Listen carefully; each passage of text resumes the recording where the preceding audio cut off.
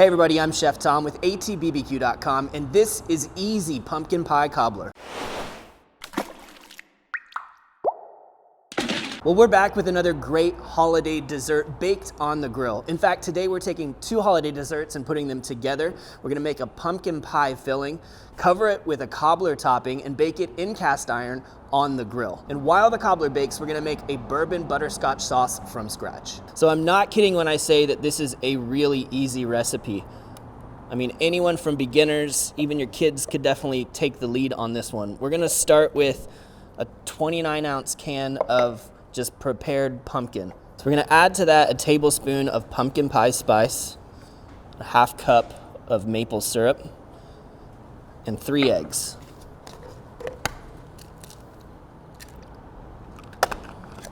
And then we'll just go ahead and whisk this up.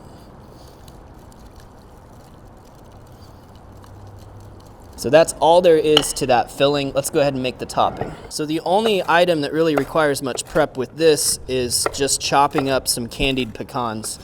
This is a vanilla bourbon candied pecan, but any candied pecan or even just plain roasted pecans will work great. We're gonna throw those in the bowl along with a half cup of brown sugar and a half cup of maple smoked turbinado sugar. You could use all brown sugar, you could use some white sugar in here. I like the turbinado for the texture, and the fact that it's maple smoked adds something a little bit interesting to it. We've also got 1 stick of butter melted down. And finally, just a box of yellow cake mix, which I know seems like cheating. It is. I told you guys we're keeping it easy today.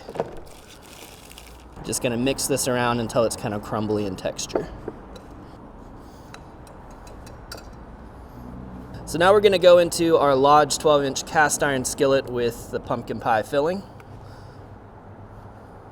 and top it off with our cobbler topping. Just spread that around evenly, and that is all there is to it. Onto the grill. Today we're baking on the Yoder Smoker's YS640S pellet grill. We're using pecan pellets running at 375 degrees. I'm gonna just slide this right here on the second shelf. Now while the cobbler's baking, we're gonna put together this bourbon butterscotch sauce. So we're gonna start with a half cup of corn syrup in an 8-inch skillet. And then we're gonna add our brown sugar. And this is really what makes this different from a caramel sauce, is instead of using a white sugar, we're gonna use a brown sugar. In fact, you could use all brown sugar, but I like to use that corn syrup just to help make sure that we don't get any crystallization going on.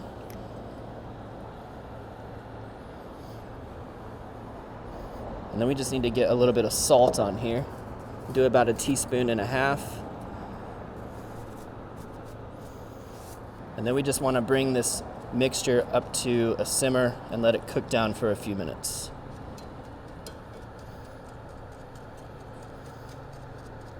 Again, with that corn syrup in there, which is an inverted sugar, it helps to prevent some of the crystallization or seizing up that can happen when you're making a sauce like this. So you can actually agitate it a little bit. So let this simmer for about 3 minutes. It's kind of tough. It's not like caramel where you're looking at the color and you're like, oh, it's brown, it's done. It's always brown, it started brown. So you kind of got to trust just your time and your nose. If you start to smell anything that's scorching, you know it's time to turn that off. So now that the heat is off, I'm going to add about 1 tablespoon of bourbon. And whisk that in.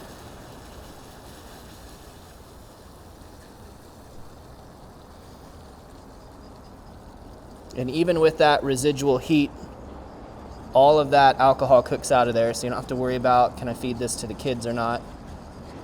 Really what you're getting is flavor. And one of the big flavors that you get out of whiskey is vanilla. Next, I've got a half cup of heavy cream. I'm gonna whisk that in, kind of lighten things up.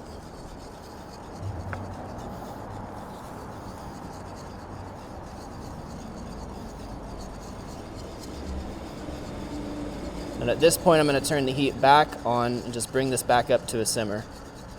All right, so we're going to shut the heat off once again. Just want to make sure that this is plenty hot before we add our butter. Just a couple tablespoons right here at the end. And what we should have here is what looks like a pretty loose butterscotch sauce. We don't want this one too thick. We want to be able to pour it as we drizzle it over the cobbler at the end. It should just soak right into the cobbler.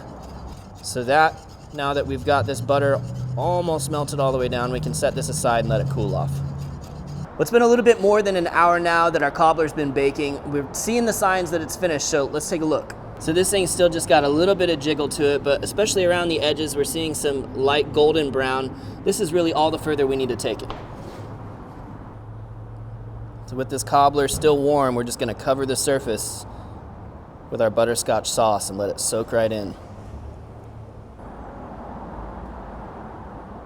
All right, I'm gonna get a bite. I'm not even gonna scoop it out of here. We're just gonna get a bite. I know this is kind of rude, but this is my pumpkin pie cobbler. Oh, it looks really hot. It's gonna hurt me. Oh man. Look, I don't even care about sweets that much. I'm a savory boy. But it's so good. I love pumpkin pie. Always have.